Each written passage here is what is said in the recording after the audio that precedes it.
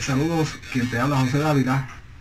En esta ocasión quiero responder una pregunta que muchos se hacen, inclusive en muchos foros ateos, entre ateos y creyentes, ¿no? Se ha formulado esta pregunta y voy a intentar responderla dentro de los conocimientos que he adquirido en todos estos años estudiando el tema de la religión y el origen mayormente de la religión hebrea. Pues la pregunta que siempre me han hecho es por qué actualmente los judíos en su mayoría son de tez blanca y ojos claros, pelo rubio, en fin, del Cáucaso, de anglosajones, ¿no? Entonces voy a intentar contestar esa pregunta, pero necesito que tengan paciencia porque necesito explicarles ciertas cosas para llegar ahí. Bien, creo que todo el mundo conoce el personaje bíblico Abraham. Muchas personas pueden pensar de que Abraham es un personaje histórico, un personaje real, y algunos quizás argumentarán, no, pero la tumba de Abraham está en Israel, o qué sé yo. Así se ha dicho que la tumba de Jesucristo está y en fin, cualquiera puede decir, mira, ¿sabes? Coger una tumba de alguien antiguo, ¿no? Una momia, lo que sea, ¿no? Y decir, no, esta osamenta que encontramos aquí, pues es de Abraham. Esas son cosas que se hacen para manipular las masas y para mantener la fe corriente, ¿no? Perdón, para mantener la fe fluyendo. Pero pues usted tiene que ser más inteligente que eso. Mira, el personaje de Abraham lo que responde es un midrash, es una parábola. Abraham en realidad lo que representa es el pueblo hebreo, el pueblo judío. De hecho, la palabra hebreo viene de Abraham, hebreo. Entonces, Abraham en realidad es un personaje que representa al pueblo judío saliendo de esta zona de Mesopotamia, ¿verdad? De aquí de Ur hacia Canaán. Prácticamente eso. Voy a abundar un poquito más. En la antigüedad habían, antes que llegaran los persas, habían dos imperios. Estaban los asirios, que controlaban el área norte de Mesopotamia, y estaba Babilonia, que controlaba el área sur de Mesopotamia. Ur pertenecía a Babilonia para el tiempo del exilio de los judíos a Babilonia. Este exilio, esta deportación, que ya la he mencionado en otros videos, esta deportación es narrada en la propia Biblia, y esta deportación pues ocurre, ¿verdad?, cuando Nabucodonosor va y saquea la ciudad de Jerusalén. Entonces se lleva a la clase alta del reino de Judá. El reino de Judá, que sí es histórico, es confirmado por la arqueología. Lo que sí no es histórico es los mitos detrás del origen, ¿verdad? Pero sí, el reino de Judá es histórico, igual que el reino de Israel, del reino del sur.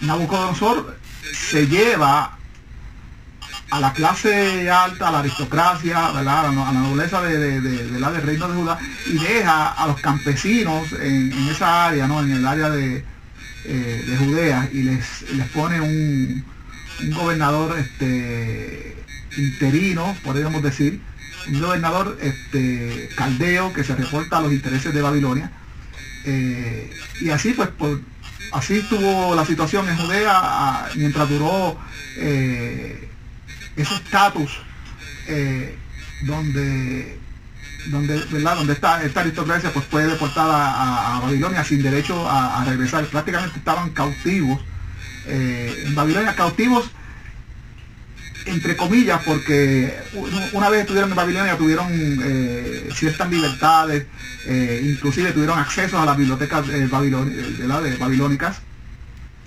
Y de ahí es que tanto historiadores, expertos académicos como historiadores aficionados hemos llegado a la conclusión de que en estas bibliotecas es donde se compone la Torá judía. La Torá judía, que más adelante sería el texto que justificaría el monoteísmo que nace, ¿verdad?, aquí en el área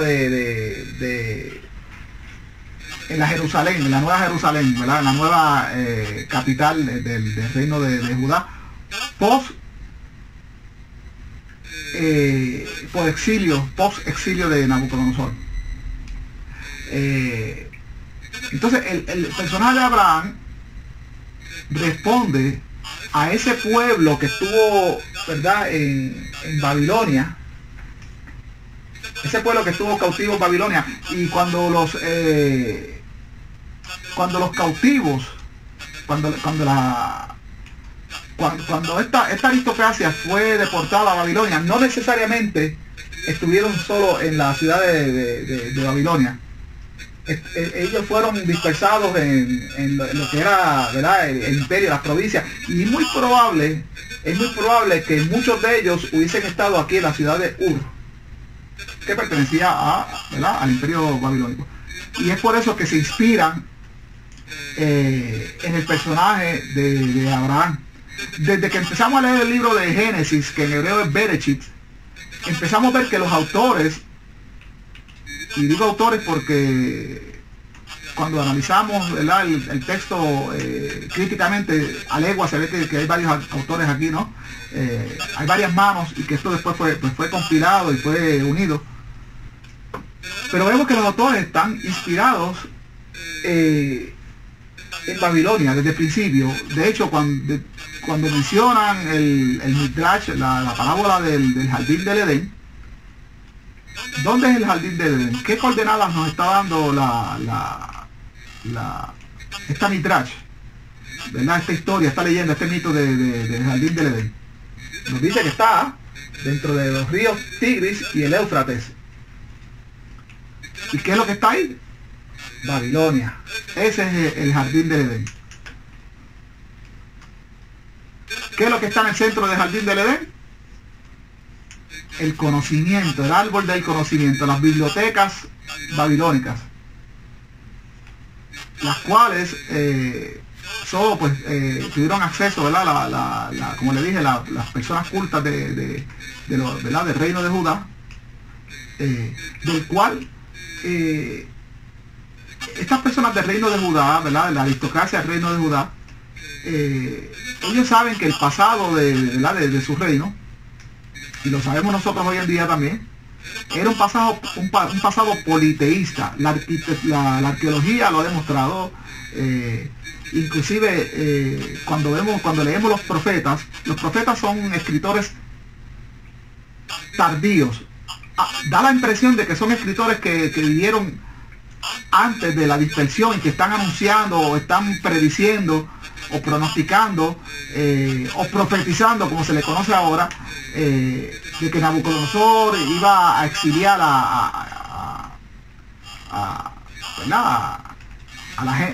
los judíos, ¿no?, a la aristocracia judía. Da la impresión de que esto está ocurriendo antes, pero en realidad estos son escritos posteriores, pero aún así estos escritos nos están diciendo de que los judíos siempre adoraban ídolos. Aparentemente los sacerdotes, y no solo eso, aparentemente después que el culto a Yahvé se instituye, que queda instituido por Nehemías y Esdras después de la dispersión, y de eso voy a hablar ya mismo, aparentemente siempre los judíos tuvieron esa atracción por el politeísmo, por adorar a distintos dioses, y por eso es que constantemente, probablemente sacerdotes, los supuestos autores de los profetas, están siempre advirtiendo que dejen, que cesen de estar adorando a otros dioses, bla bla, porque supuestamente Yahvé se va a enojar. Bueno, los que estaban enojados son los sacerdotes, porque cuando se adoran a otros dioses, el problema es que en la adoración, en el culto, la práctica común de los cultos es los sacrificios, la entrega de ofrendas. Entonces cuando hay distintos cultos, las ofrendas se están dividiendo.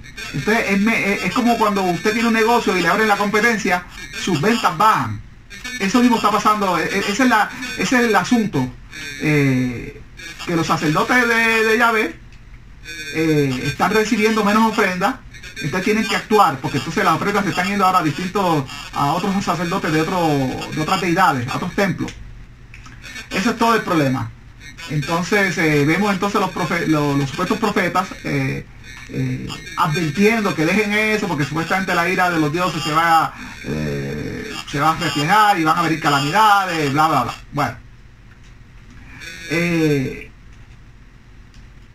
de eso que trata el árbol del jardín del Edén, es el conocimiento que está en Babilonia, advirtiéndole a la gente que no traten de buscar ese conocimiento.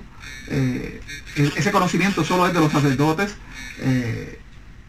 Prácticamente le están diciendo al pueblo: quédate ignorante, confía en nosotros somos la luz de ustedes quédense ignorantes, no traten de coquetear con el conocimiento, que es el fruto del conocimiento, del árbol del conocimiento, porque si no van a ser expulsados del jardín del Edén, ¿verdad? Esa es toda la parábola. Ahora bien, cuando ocurre el exilio, ¿verdad?, la deportación de Nabucodonosor, ¿verdad?, de los judíos y no de todos los judíos, vuelvo y recalco, solo de la aristocracia, y cuando son deportados al imperio babilónico, y como les dije, no necesariamente solo estuvieron en Babilonia, pudieron estar en cualquiera de las ciudades que pertenecían al imperio. Esta dispersión duró aproximadamente entre 70 a 100 años. Entonces probablemente aquellos que fueron deportados probablemente murieron, y son los hijos de estos los que después tienen la oportunidad de regresar a Jerusalén bajo el dominio de los persas, ya estando Ciro el Grande, ¿no?, en el poder, y los persas ya habían dominado la región completamente, toda Mesopotamia. Tanto los asirios como los babilonios pasaron a manos persas, se volvió todo un solo imperio, y el rey Ciro de Persia permite que muchos de los cautivos de las distintas, no solo los judíos, sino egipcios y otros cautivos que regresen a sus lugares de origen. Inclusive permite la libertad de culto, siempre y cuando estas personas que están regresando que paguen los impuestos a Persia, porque ahora ellos, todas estas regiones, lo que era Israel, Canaán, todas esas regiones, Egipto, todas esas regiones eran parte ahora del imperio persa, y tenían que estar entonces pagando impuestos a los persas. Cuando los judíos entonces deciden entonces regresar, ahí entonces que entra el personaje de Abraham. Abraham es la representación del pueblo judío, el hebreo, Abraham el hebreo, el primer hebreo. Entonces Abraham no es un personaje literario, no es un personaje histórico, es un personaje que representa al pueblo judío cuando regresa de la dispersión del territorio babilónico hacia el reino de Judá. Eso es lo que representa. Entonces también representa el abandono de múltiples dioses a enfocarse solo en un solo Dios, en un Dios que si usted lee el libro de Nehemías, aparentemente nadie conocía, excepto un grupito, ¿verdad?, que era Nehemías, que Nehemías ya era judío, pero era lambón de los persas, es decir, él era el gobernador designado para Jerusalén, pero bajo el gobierno y bajo los intereses persas, con guardia y soldados persas. Entonces, este Nehemías, que como le digo, se reporta a los intereses de Persia, él y este hombre que es designado como sacerdote, Esdras, son los que aparecen con estos manuscritos en arameo caldeo, que los judíos los que no fueron deportados, que siempre permanecieron en Jerusalén, no lo entendían, y una gran parte de los que regresan de esta área hacia Canaán, porque muchos decidieron quedarse, muchos ya se establecieron ahí, ya decidieron quedarse, fue una minoría los que decidieron regresar, pero de los que regresan, solo un grupito secreto, 4, 5, 6, 7, 8, quizás 13, son los que tenían conocimiento de estos textos. Los demás estaban ajenos. Entonces, cuando se hace la gran asamblea que está descrita en Nehemías 8, es extraño, ¿verdad?, que ninguno de los judíos, ni de los que regresaron, ni los que nunca fueron deportados, los campesinos que siempre permanecieron ahí, nadie conocía de Yahvé, ni de Moisés, ni de la Torá, ni de esos textos, nada. Lo supieron ahí en esta asamblea. Ahí se les leyó esos manuscritos. Manuscritos significa que son textos escritos a mano.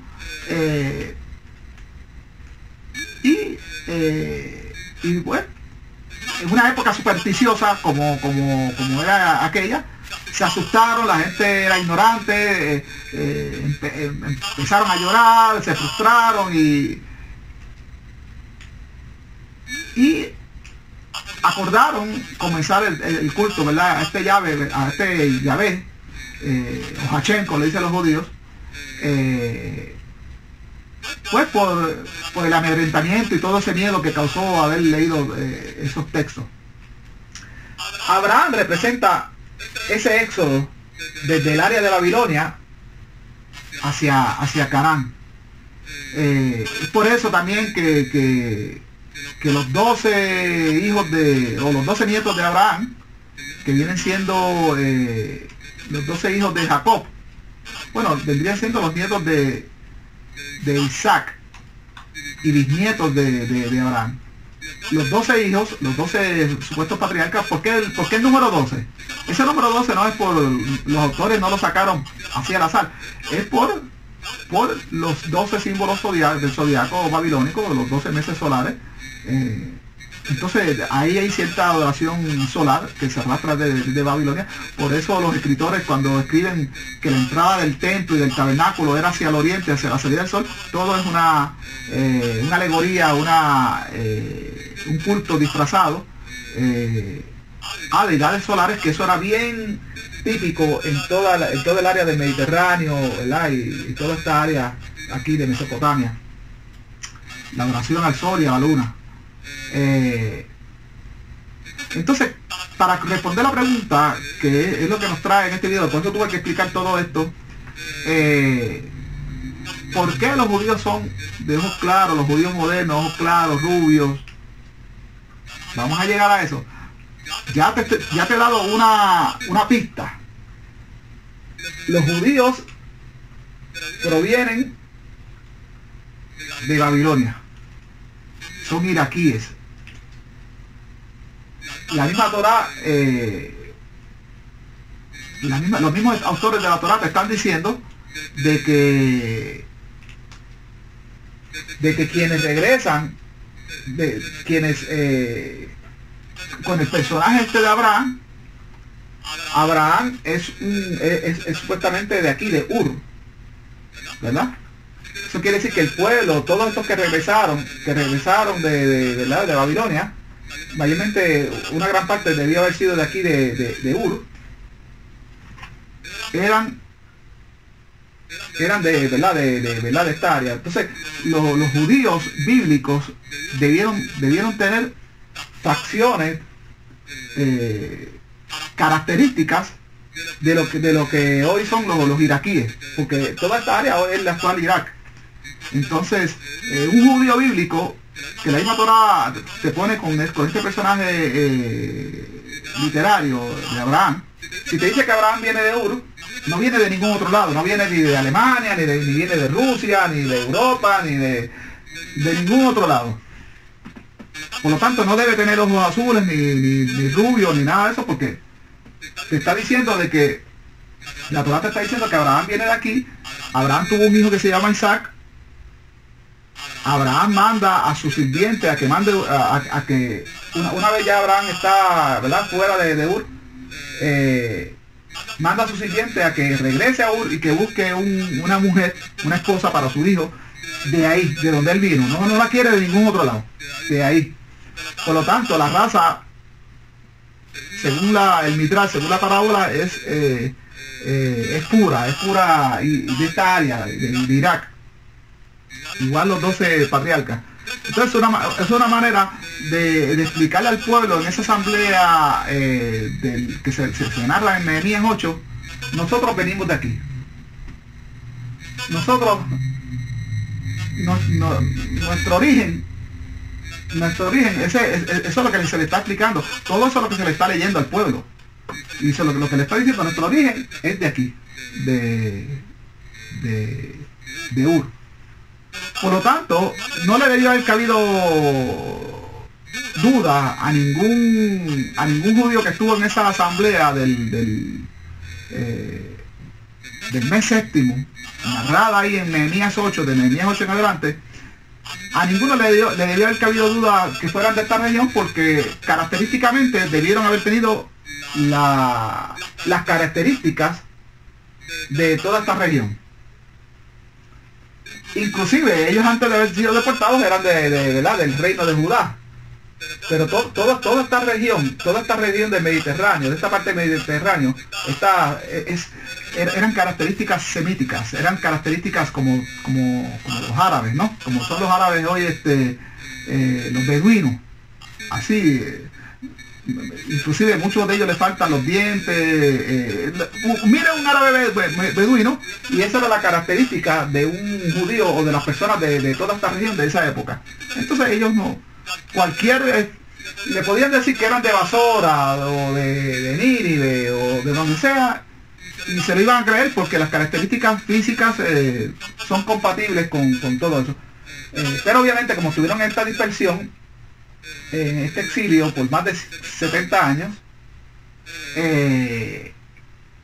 pues ahí se inspiran en esa dispersión para crear el personaje de Abraham, un hombre que va dejando el área de Babilonia, que va dejando Ur, donde se creen muchos dioses, y donde en el camino encuentra a un nuevo Dios que nadie sabe, un nuevo Dios que nadie conoce. Por eso es que los judíos tampoco conocían, ¿verdad? Cuando está esta asamblea de Nehemías 8, nadie sabía de ese Dios. Y todo eso está explicado en la parábola. Entonces, Abraham, un Dios que nadie conoce, y en el camino se lo habla a sus hijos, se lo habla a sus sirvientes, le dice a su hijo Isaac que tiene que rendirle a culto a ese Dios particular, que es solo de él, de Abraham. Y de ahí sigue Isaac, se lo pasa a su hijo Jacob, y sigue hasta que se crea una religión. Esa es la parábola. Eso es lo que se le explica a los judíos en esa asamblea, narrada en Nehemías 8. Prácticamente ese es el ¿cómo le diríamos? El resumen, la idea central de la parábola de Abraham. Es un hombre que deja Ur, donde se creen en muchos dioses, y en el camino adopta un nuevo Dios, encuentra un nuevo Dios, un Dios que nadie conoce, un nuevo Dios, una nueva deidad, uno más para el panteón, y ese se lo pasa a su hijo Isaac a Jacob, Jacob a sus 12 hijos, y por ahí sigue sigue toda una creencia. El asunto de la circuncisión, ¿verdad? Que Abraham le cuenta a su esposa Sara que ese Dios le ha pedido eso y le hace la circuncisión a su hijo. Se la hace él, se la hace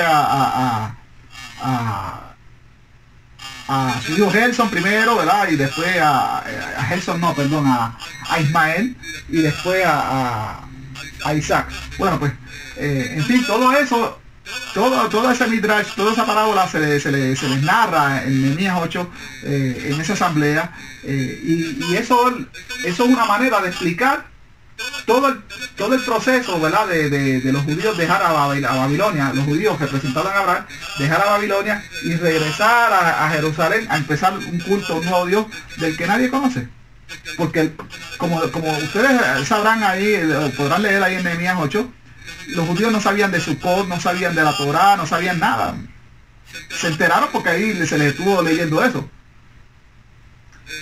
No sabían de ningún otro templo, y de hecho si usted lee Esdras, en Esdras capítulo 10, empieza a leer Esdras completamente, usted se va a dar cuenta de que ahí se dan instrucciones de construir un nuevo templo desde sus cimientos, y un templo que se empieza a construir desde sus cimientos es un templo nuevo. Algo que se empieza a construir desde sus cimientos es una construcción nueva, no es una reconstrucción. De eso yo he hablado en otros videos. Bueno, pues ya dejé claro que el aspecto a través de la Torá, a través de la explicación que se les narra a los mismos judíos y lo que llega a nosotros hoy en día a través de la Torá, es que las características físicas de un judío bíblico tenían que ser de esta región, de la región de Babilonia, ¿verdad? De la parte sur, aunque eran las mismas características, tanto los asirios y los babilonios tenían las mismas características, pero un judío bíblico era así, bíblicamente hablando, era así. Características semíticas eran características de esta área. Para darles un ejemplo, hay un judío que hoy es ateo, yo soy judío también, soy ateo también, pero hay un judío que es coautor de un libro un bestseller en Israel, y actualmente en el mundo también. El libro se llama La Biblia Desenterrada, es la traducción en español, o The Bible Unburied. El autor se llama Israel Filkenstein, y creo que el otro coautor es Neil Sherman, something like that. Pero Israel Filkenstein, él es judío, ateo, podríamos decir humanista, porque él sigue guardando el Pesaj y todas esas cosas, pero él es ateo, él sabe, de hecho en ese libro, que es un resumen de la arqueología bíblica, ahí se narra todo lo que se ha encontrado y lo que no se ha encontrado en la arqueología. Pero en fin, él como judío tiene un aspecto totalmente de esta área, y hay muchos judíos que tienen aspectos de esta región. Esos son descendientes de los judíos bíblicos. Los palestinos, la gran mayoría de los palestinos, y usted quizá se va a alertar con esto, pero la mayor parte de los palestinos que son ahora, que practican el Islam, son musulmanes, son descendientes de estos judíos bíblicos. Ahora vamos a explicar por qué ahora vemos judíos de ojos azules, de ojos ¿verdad? De tez blanca, anglosajones. ¿Por qué sucede eso? ¿Qué fue lo que sucedió? Miren, para el tiempo de Alejandro Magno, cuando los griegos llegaron a la escena, podríamos decir, a la escena histórica de esa región, los judíos se fueron mezclando con los griegos. Hubo una mezcla donde mayormente los judíos asimilaron. La influencia griega era bien fuerte. Los griegos influenciaron todo el mundo, donde quiera que llegaron, todavía actualmente siguen influenciándonos. e influenciaron, ¿verdad?, la cultura judía. Los judíos asimilaron muchas cosas de la cultura griega.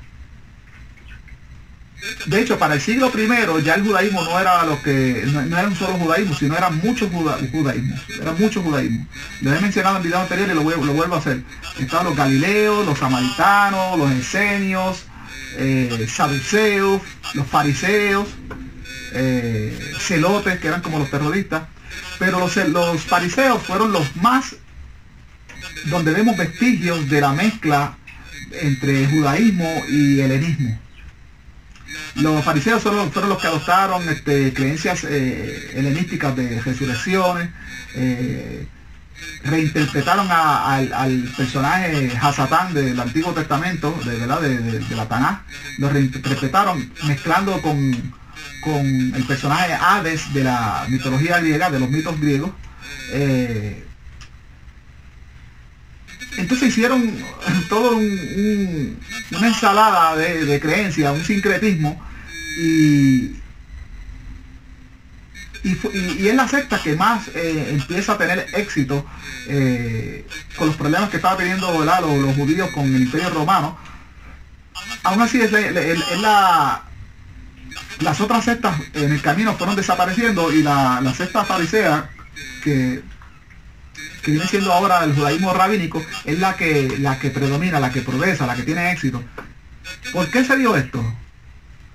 Cuando llega a Roma, y Roma se hace del imperio griego,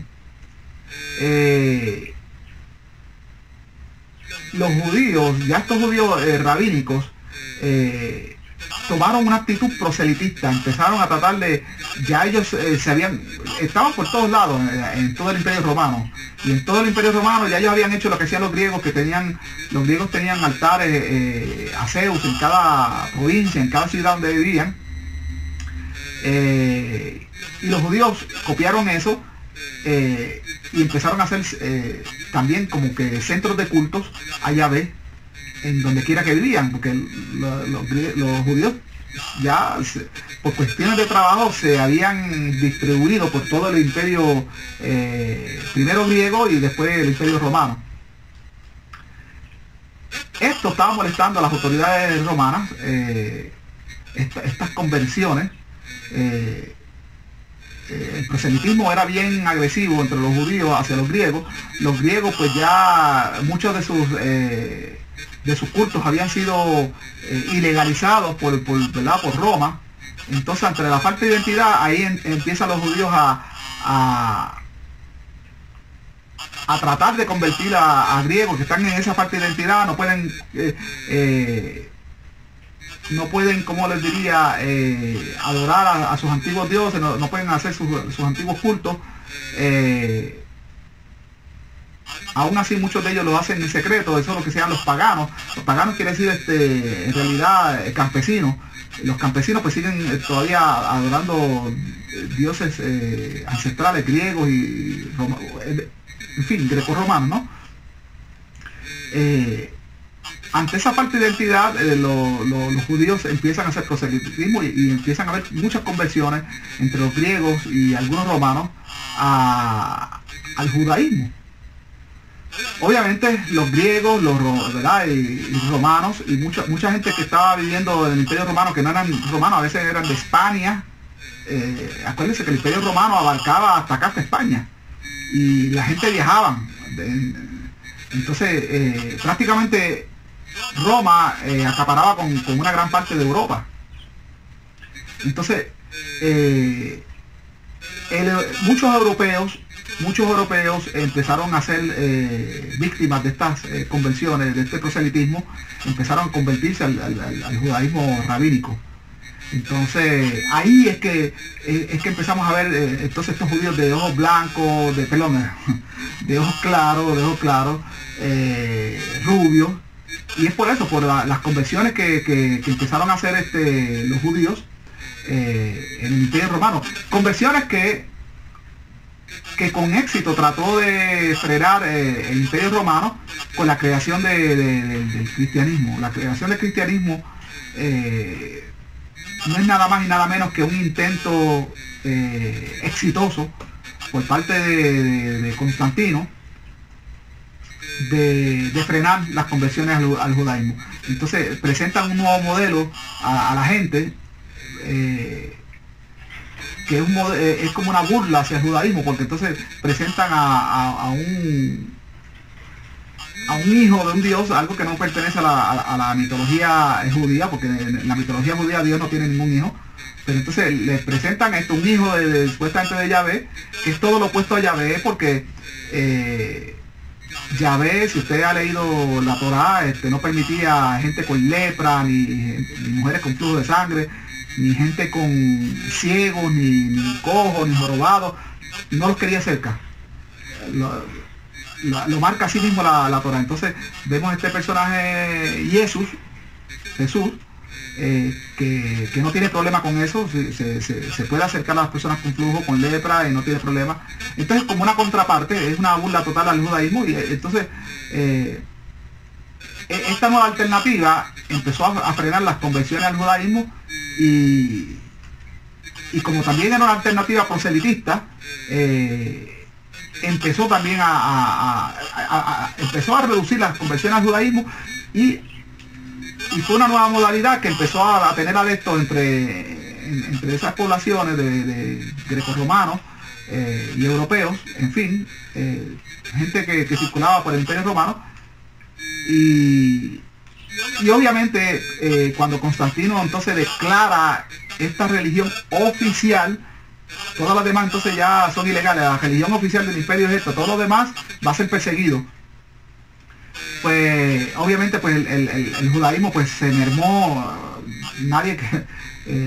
muy pocos entonces se convertían en el judaísmo, y los que lo practicaban en secreto, y bueno, lo demás pues ya el resto de la historia ustedes la saben. Sabemos también, y tenemos la sospecha, no la certeza, pero tenemos la sospecha, y entre historiadores académicos, aficionados, tenemos la sospecha que el Islam comenzó con estos judíos, los judíos bíblicos, estos de características semíticas, que eran los celotes, para el tiempo del Imperio Romano, los más radicales, todos los que resolvían con la espada y con guerra, eran los terroristas, para el Imperio Romano. Estos al ser vencidos, ¿verdad? Por las constantes guerras que hubieron, ¿no? La guerra del 70, la de Simón Bar Kokhba, también para el año 135. Y cuando los judíos fueron declarados enemigos del imperio, pues se tuvieron que distribuir en todas las regiones del imperio, ¿no? Y para el área de Medina, para el área donde se origina, ¿verdad? el Islam, y los mitos del Islam, donde supuestamente Mahoma, supuestamente el ángel Gabriel le dicta el Corán. El ángel Gabriel es un personaje de la mitología judía. Obviamente tú tienes que ser judío. Si no hay otras religiones en el área, para tú tener conocimiento del ángel Gabriel y otros personajes, tienes que ser judío. Entonces solo un judío podía componer algo así, algo bien parecido a la Torá, porque en realidad el Corán es prácticamente un derivado de la Torá. Entonces las sospechas que tenemos, y yo me alineo a esto, es que al estar ya el culto a Yahvé desmantelado, después de la destrucción del templo, pues no queda de otra que realizar una nueva religión. Los rabinos pues siguieron con lo suyo, el judaísmo fariseo, ya ellos se habían desligado del templo, ya ellos no necesitaban el culto al templo, porque ya ellos habían hecho sus lugares de culto en sus provincias, que es lo que se conoce como la sinagoga. Entonces el templo ya, desde que estaba el templo todavía erigido, ya no les hacía falta a los fariseos. Por lo tanto, después de la destrucción del templo, los fariseos siguieron teniendo éxito, que no necesitaban el templo, no necesitaban los sacrificios, no necesitaban llevarle nada a los sacerdotes. De hecho, miraban a los sacerdotes que eran saduceos, eran los que controlaban el templo. Los saduceos eran bien estrictos con el judaísmo nehemiático o esdrático, si podemos decir. El judaísmo tal como Esdras y Nehemías lo presentaron al pueblo, sin resurrecciones, nada de esas cosas que vinieron después con los griegos, pues así eran los saduceos. Entonces los fariseos veían a los saduceos como era otra cosa, ya los fariseos ya estaban helenizados. Entonces por eso los fariseos tuvieron éxito. Los saduceos, sin tener templo, pues ya no sirven. Entonces, en realidad el judaísmo tal como presentó Nehemías y Esdras era un judaísmo sacerdotal, era cuestiones de ofrenda, necesitaban un templo. Entonces, sin templo, pues, y con el control de Roma, de Jerusalén, porque el templo, según lo marcaba la Torá, tenía que ser en ese mismo lugar, en el monte Sion, bla, bla, bla, pues fracasó. Los fariseos, al no necesitar templo, siguieron con un judaísmo simbólico, y hasta lo que ha llegado a nuestro día. Pero los celotes, que tampoco necesitaban templo, pero en fin, ya necesitaban ya una nueva religión, ya pues no había templo, hay muchas cosas de la Torá que ya no se pueden hacer. Entonces vamos a crear una nueva religión parecida, con algunos aspectos de la Torá. Cogemos lo bueno, desechamos lo que nos gusta, cogemos lo que nos gusta, desechamos lo que no nos gusta, y ahí nace el Corán. Y estamos convencidos que los fundadores del Islam fueron estos judíos celotes, vencidos y pues con necesidad de reformarse. Entonces pues aquí ya pues con esta breve explicación,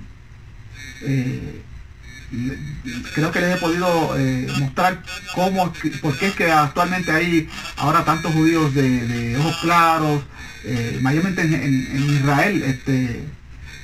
Israel está lleno de ese tipo de judíos de ojos claros, blancos, rubios, uno que otro, porque sí también los hay con aspecto, como ese ejemplo que les puse de Israel Fiskelstein, el coautor del libro La Biblia de Ser Enterrada.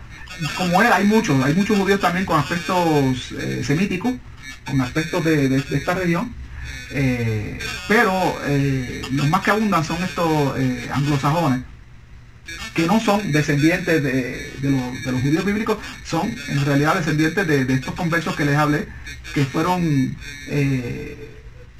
poco a poco convirtiéndose en la época, ¿verdad?, que les hablé, donde los judíos empezaron a convertir griegos y romanos,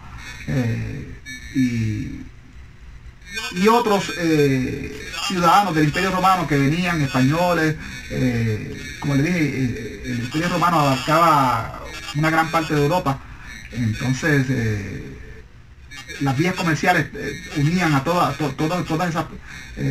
esos países que hoy, ¿verdad?, conocemos como España, Francia, en fin, todo eso que componía el Imperio Romano estaban unidos por vías comerciales, y los judíos también caminaban por ella. Entonces de ahí que viene entonces esas mezclas, y esos judíos que son, ¿verdad?, de ojos claros, rubios, y también vemos los judíos bíblicos, ¿verdad?, con aspectos semíticos. Bueno, no quiero ahondar más en el tema. Yo espero haberlo dejado claro. Cualquier comentario, cualquier pregunta la pueden dejar en la sección aquí abajo de comentarios. Insultos, los detractores también pues pueden insultarme. Si lo hace, hágalo de una manera original, algo que me haga reír. Los insultos no me afectan, al contrario, me causan gracia. Si usted no está de acuerdo, pues está bien. También se aceptan los desacuerdos. Y sin más, entonces ya pues termino este video. Hasta la próxima.